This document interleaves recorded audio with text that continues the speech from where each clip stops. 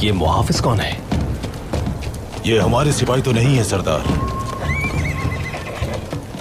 खैरियत होगी इंशाअल्लाह। कोई तो मसला है।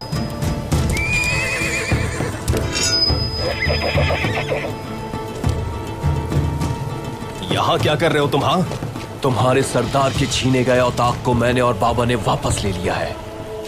ना तो तुम्हारे सरदार, ना असलहान खातून के अल्फाज की अब कोई अहमियत है।